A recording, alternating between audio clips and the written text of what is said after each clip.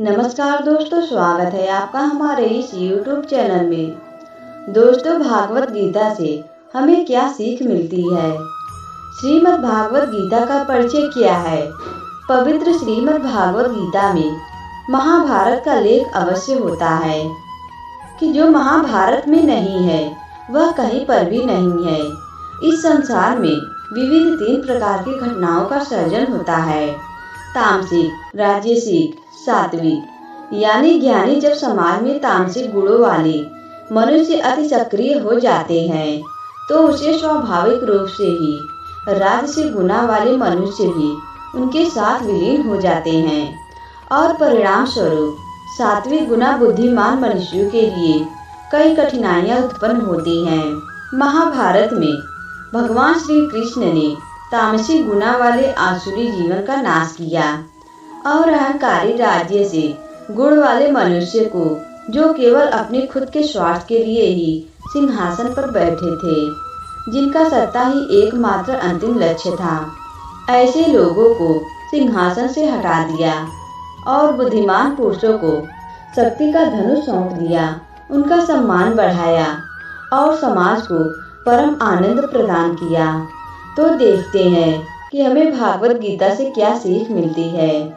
सबसे पहले उदासी को दूर करेंगे। जब तक हमारे अंतःकरण के ऊपर विशाल के बादल छाए रहेंगे तब तक हमारे अंदर ज्ञान की प्राप्ति नहीं होगी। इसलिए विशाल को दूर करने में ही सबकी भलाई होगी।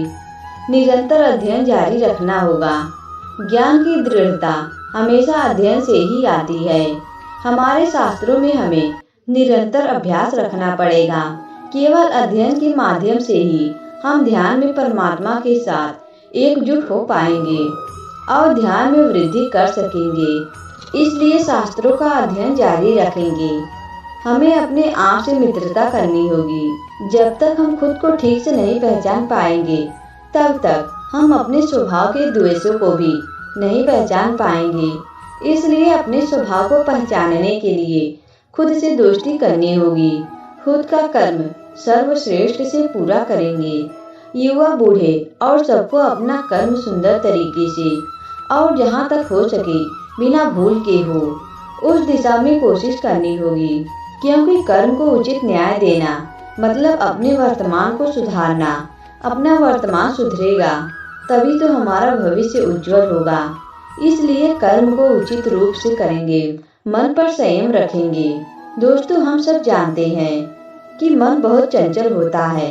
पूरे दिन के दौरान हमारे मन में हजारों विचार आते जाते रहते हैं। इसलिए हम कई बार अनावश्यक सोच में खो जाते हैं और हम अपना संयम और समय दोनों को नष्ट कर देते हैं।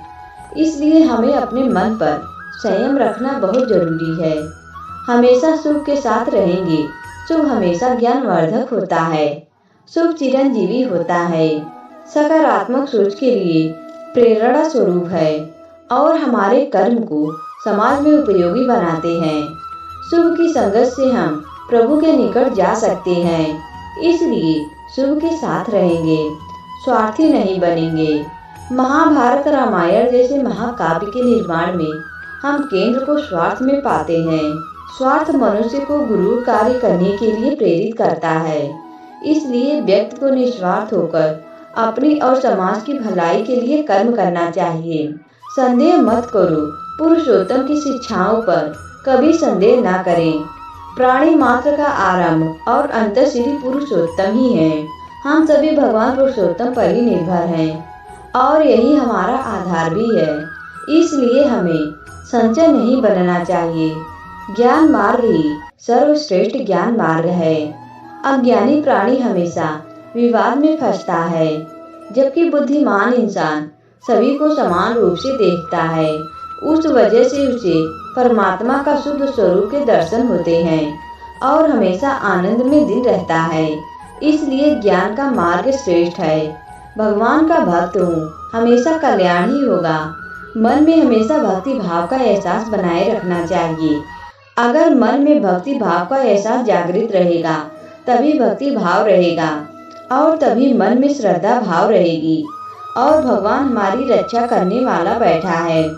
इसलिए भगवान के भक्त बनेंगे और खुद के कल्याण के लिए कोई शंका नहीं रखेंगे। दोस्तों, आज की वीडियो में बस इतना ही। अगर यह वीडियो आपको अच्छा लगा तो वीडियो को लाइक करें और हमारे चैनल को भी सब्सक्राइब करें। दोस्तों, वीडियो देखने के लिए आप सभी का धन्यवाद।